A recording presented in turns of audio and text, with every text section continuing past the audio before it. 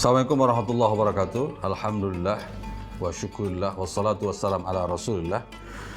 Di episode kedua ini kita masih membahas tentang problem solving kehidupan dari episode sebelumnya. Jadi sebenarnya di dalam Islam itu sungguh-sungguh sangat sempurna aturan mainnya ya.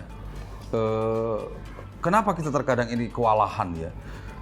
Kadang capek sendiri dengan cara berpikir kita, dengan yang kita lakukan. Padahal Islam itu sudah memberikan solusi-solusi semuanya. Maka disinilah pentingnya kita belajar.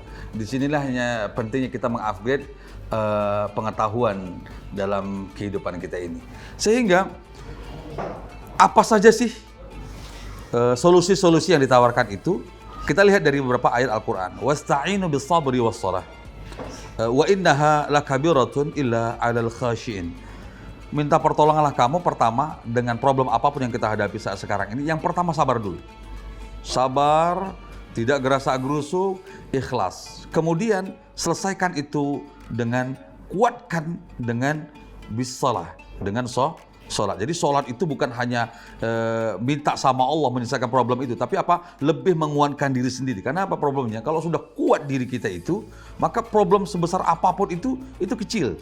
Ya, karena pada saat sekarang ini kita sudah terpaut hati kita dengan zat yang maha kuat, Allah Subhanahu wa ta'ala. Sesungguhnya sholat itu sangat berat terkecuali bagi orang yang khusyuk. Kenapa?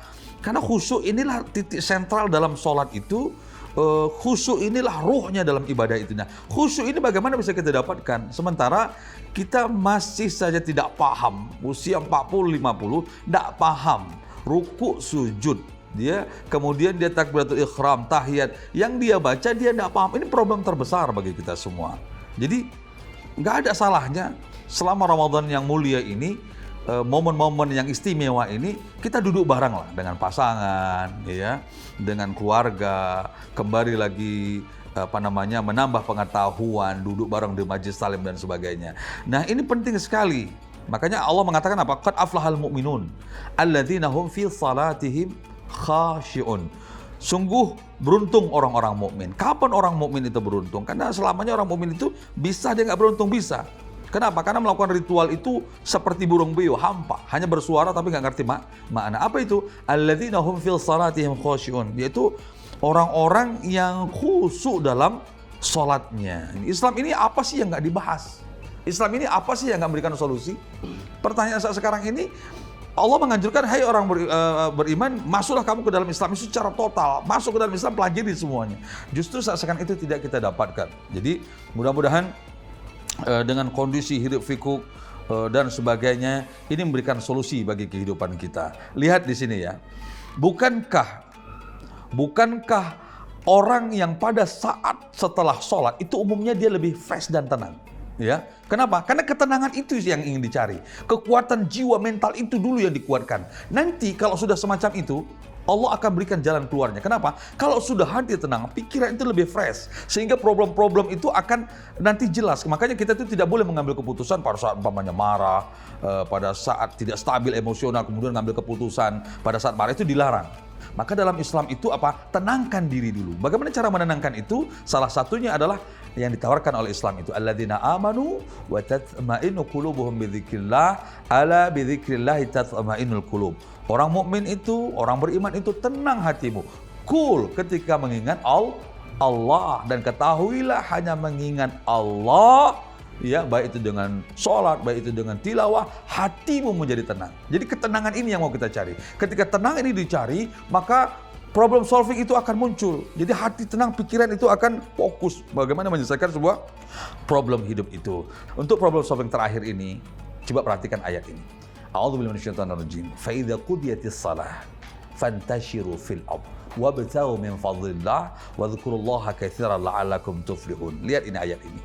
Ketika kamu telah melaksanakan sholat, maka menyebarlah ke permukaan bumi. Kita berangkat dari rumah ke kantor, kita berangkat dari rumah menuju pekerjaan. Ayat ini mengatakan apa? Setelah kamu melaksanakan sholat, maka menyebarlah ke permukaan bumi. Artinya apa di sini? Kuatkan dulu mentalmu, jiwamu, batinmu, ruhmu, itu adalah dengan sholat itu sendiri. Baru kamu menyebar ke permukaan bumi. Tapi terkadang kita menyebar ke permukaan bumi ini lebih dahulu, sehingga kita hampa.